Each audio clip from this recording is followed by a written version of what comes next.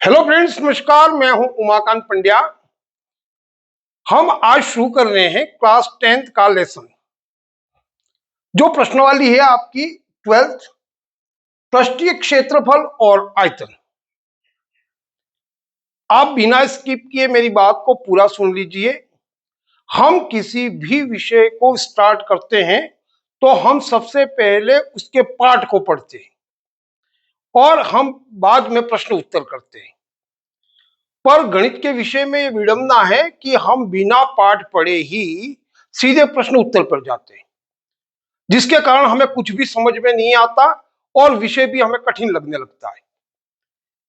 तो मेरे विचार से मैं यहाँ जो शुरू कर रहा हूं वो बिल्कुल ही जीरो से एक एक बात को समझाते हुए शुरू करूंगा और आपको शून्य से शिखर की ओर ले जाऊंगा, जिसमें मैं ये भी बात करूंगा कि ये सूत्रों का निर्माण किस कारण से हुआ। यदि आपके पास में सूत्र है लंबाई इंटू चौड़ाई 1/2 आधार इंटू ऊंचाई, तो हमें इस प्रकार के सूत्रों को बनाने की आवश्यकता क्यों पड़ी, उसको भी हम यहां देखेंगे। यदि आप इस वीडियो को पूरे ध्यान से यदि देखते हैं तो मेरा विश्वास है आप इस प्रश्नवाली को बहुत ही सरलता से हल कर पाएंगे। तो आइए शुरू करते हैं हमारा पृष्ठीय क्षेत्रफल और आयतन। सबसे पहला शब्द आ रहा है पृष्ठीय। पृष्ठीय का मतलब यहां क्या है, आप देखिए। पृष्ठीय का अर्थ क्या है? पृष्ठ। आपके पास में यदि कोई वस्तु है, ये मान लो मेरे पास में एक बॉक्स है। इस बॉक्स के ये जो ऊपर वाला भाग आप जो देख रहे हो, ये वाला पार्ट, सिर्फ आप इसको इसको देखिए। ये वाला जो पार्ट है जो आपको दिख रहा हो, तो ये वाला जो पार्ट है आपके पास में, ये हो गया आपका पृष्ठ। और इस डिब्बे की बात की जाए कि इसमें कितने पृष्ठ हैं, तो एक ये हो गया, 2 3 4 5 और ये सामने वाला, ये हो गए मेरे पास में 6 पृष्ठ। सिर्फ पृष्ठ की बात की जाती है तो ये वाला पृष्ठ है, तो इसमें देखिए एक तो इसकी ये चौड़ाई है और एक ये लंबाई है। तो इसका मतलब पृष्ठ का क्या हो गया? लंबाई इंटू चौड़ाई, या लंबाई और चौड़ाई दो भाग हो गए। पर यदि इस पूरे बॉक्स की बात की जाए, तो पूरे बॉक्स की बात की जाएगी तो आप देखेंगे इसमें भी ये जितना पृष्ठ है इतना नीचे है, तो इसकी लंबाई और ये जो लंबाई है, ये वाली लंबाई और चौड़ाई, इसके साथ में ही इसकी ऊंचाई भी है। तो आप यहां से ये समझ सकते हैं कि हमारे पास में जब भी हम इस सवालों को हल करेंगे, हमारे पास में दो प्रकार की चीजें रहेंगी। एक तो सिर्फ पृष्ठ वाली, जिसको कहते हैं 2 डायमेंशन, और हिंदी में कहते हैं द्विविमीय। द्वि का मतलब होता है दो, विमा का मतलब होता है भुजाएं। इसमें लंबाई और चौड़ाई दो होंगी। यदि आप पूरा लोगे, इसको कहते हैं 3 डायमेंशन, जिसको हिंदी में कहते हैं त्रिविमीय। त्रिविमीय का मतलब, त्रि का मतलब होता है 3 और विमा का मतलब होता है, विमीय का मतलब होता है विमा, इसका मतलब भुजा। एक तो हमारे पास में जो भी वस्तु होगी वो 3 लंबाई चौड़ाई और ऊंचाई वाली होगी, और एक जो होगा लंबाई और चौड़ाई का होगा।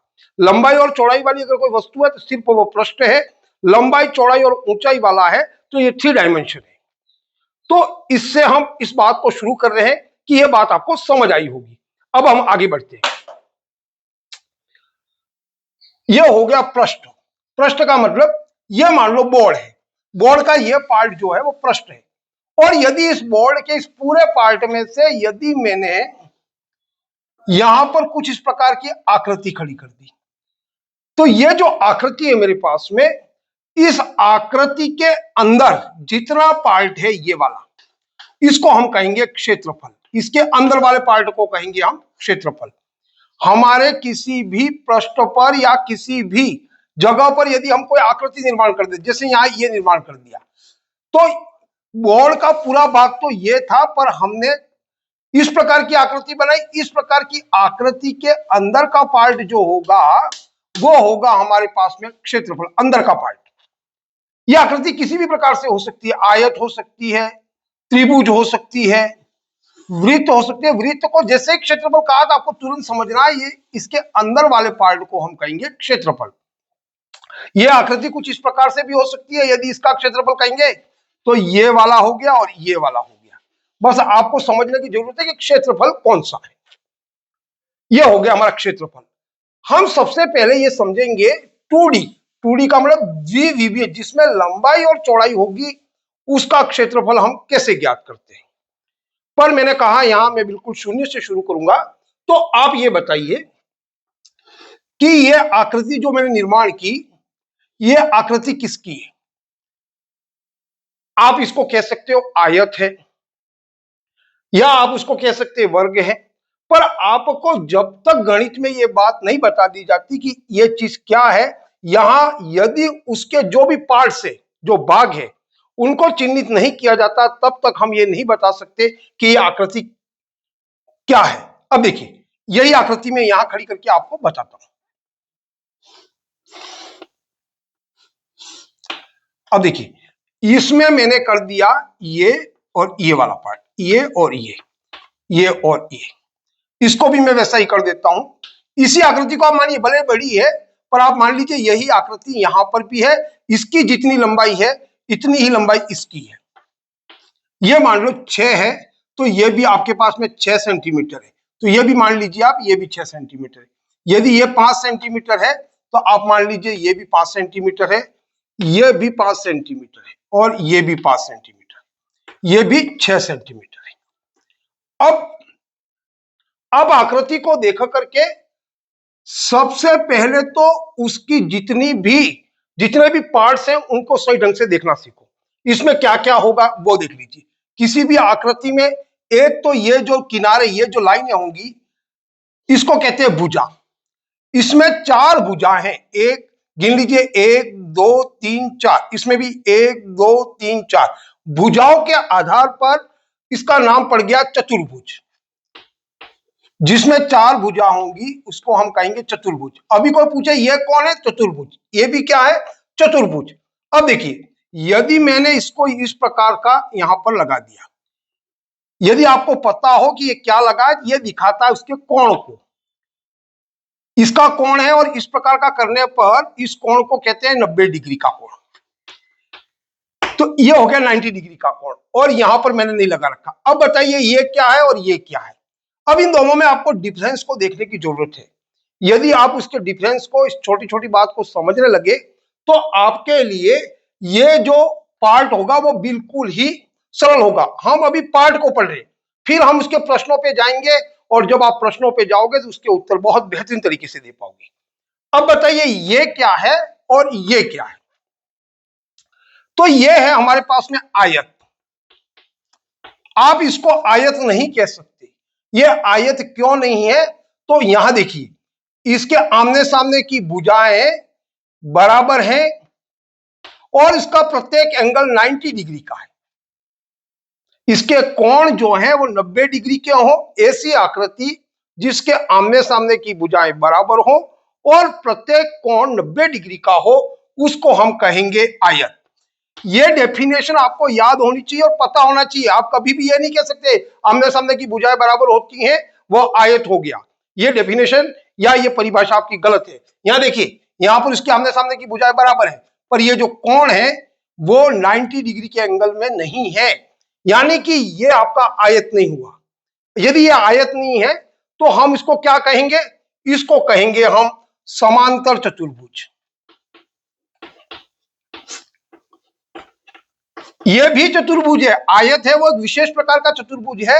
इस प्रकार के चतुर्भुज को कहेंगे हम समांतर चतुर्भुज। इससे हम क्या सीखे, यदि हमारे पास में कोई आयत है, यदि हमने इसके किसी पार्ट को इस प्रकार से प्रेस कर दिया, तो इसके एंगल थे उसमें परिवर्तन आ गया। ये एंगल अब 90 डिग्री के एंगल नहीं रहे, दबाने पर ये वाले एंगल आपके बढ़ गए, जबकि ये वाला कोण बढ़ गया, जबकि ये वाले कोण आपके छोटे हो गए। ये दोनों कोण आमने सामने वाले कोण बढ़ गए, ये दोनों कोण छोटे हो गए। ये 90 डिग्री का एंगल था, 90 से बढ़ गया, और ये 90 डिग्री का था, ये 90 से कम हो गया। तो हमें यह देखना होगा कि यदि हम किसी भी वस्तु को किसी भी प्रकार से प्रेस करते हैं, दबाते हैं, या उसको किसी प्रकार से कोई बल लगाते हैं, तो इसकी आकृति में कुछ न कुछ विकृति आ जाती है। उस विकृति को समझ के ही हमें उत्तर देना। हमें आमने सामने की भुजाओं को देखकर ये कभी नहीं कहना है कि ये आयत है। ये हमारे पास में समांतर चतुर्भुज हुआ, ये आयत हुआ। अब दूसरा क्या परिवर्तन आ गया, यदि आप उसके बीच में इस प्रकार की लाइनें मिलाते हैं, ये दोनों ही लाइनें, तो आप देखोगे इसकी ये जो लाइन मिलाते हैं एक शीर्ष से दूसरे शीर्ष तक, इसको कहते हैं विकर्ण। ये एक विकर्ण हो गया, ये दूसरा विकर्ण हो गया, ये दोनों विकर्ण भी अपने आप में बराबर होंगे। पर यहां देखोगे तो ये विकर्ण आपका बड़ा हो गया, जबकि ये विकर्ण आपका छोटा हो गया। इसमें यह दूसरा परिवर्तन आ गया। भुजाएं अभी भी बराबर है, इसको प्रेस करने पर इसकी भुजाओं में कुछ नहीं होगा, भुजाएं समानांतर भी रहेंगी और जितनी है उतनी भी रहेगी, पर इफेक्ट जिस पे आएगा, प्रभाव किस पर आएगा, प्रभाव आएगा उसके कोण पर और उसके विकर्ण पर। तो यदि आपने इस परिभाषा को सही ढंग से देख लिया, आयत किसे कहते हैं, जिसकी आमने सामने की भुजाएं बराबर होती हैं और प्रत्येक कोण 90 डिग्री का होता है, तभी वह आपका आयत होगा। इसको विशेष चतुर्भुज कह सकते हैं।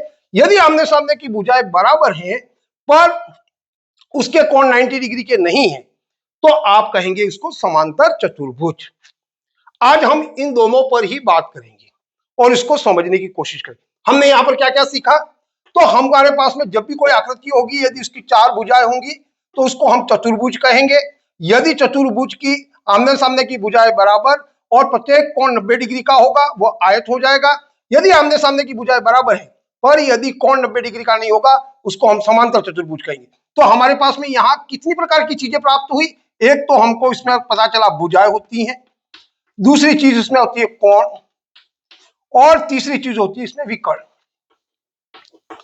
ये चीजें आपको देखना है और इसी के आधार पर आप जब भी इसके सूत्रों का भी निर्माण करेंगे या सूत्र को भी देखेंगे तो यही चीजें आपके उपयोगी होगी। तो सबसे पहले हम ले लेते हैं इसमें आयत को, इसी आयत को हम वापस लेते हैं और इसको देखते हैं। आशा करता हूं इतनी बात आपको समझ आई होगी। अब हम ले लेते हैं आयत। आयत में भी जब तक ये वाली चीजें आपके पास में नहीं दे रखी, उसने इस प्रकार के कोई निशान नहीं लगा रखे हैं, तब तक आप इसको आयत नहीं बोलना है। आप उसको चतुर्भुज जरूर कह सकते हो, यदि ये नहीं दे रखा, 4 भुजाओं को देखकर चतुर्भुज कह सकते हो, पर आयत नहीं कह सकते। ये हो गया। अब इसका मुझे क्षेत्रफल ज्ञात करना। मान लिया मैंने इसको 6 सेंटीमीटर है और ये आपके पास में 5 सेंटीमीटर है, ये भी 6 सेंटीमीटर है और ये हो गया आपका पास में 5 सेंटीमीटर। अब यदि हम उसके क्षेत्रफल की बात करेंगे तो क्षेत्रफल की बात को करने से पहले ये समझेंगे कि क्षेत्रफल निकलता कैसे, क्षेत्रफल को हम मापते कैसे। आप जब कभी भी कोई ठोस चीजें जैसे शक्कर है, गुड़ है, या आप कभी कोई सब्जी लेने जाते हो तो उसके तोलने के लिए जिस इकाई का उपयोग करते हैं इसको कहते हैं किलोग्राम, किलो में लेते हैं, यह इसकी इकाई होगी जो ठोस वस्तु है। जैसे तरल तेल है, घी है, आप इस प्रकार की चीजें लेने जाते हैं, पेट्रोल, डीजल, तो उसके लिए एक इकाई होती है नापने के लिए, लीटर, उसमें हम लीटर का उपयोग करते हैं।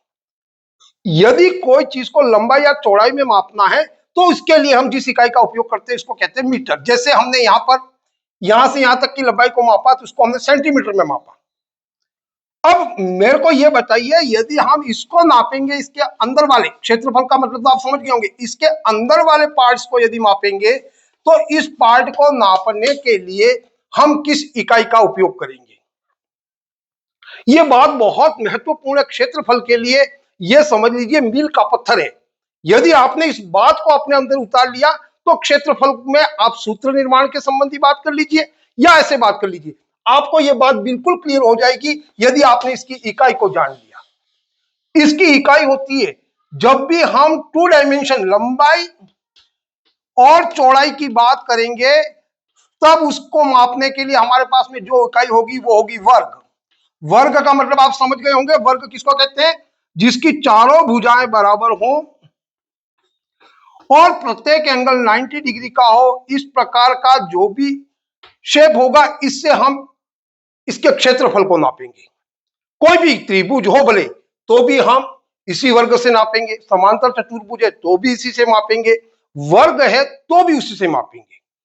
यदि आपके मन में ये प्रश्न आ जाए कि दूसरी शेपों को हम वर्ग में कैसे नापेंगे तो आपको सूत्र निर्माण क्यों हुआ वो बात भी पता चल जाएगी।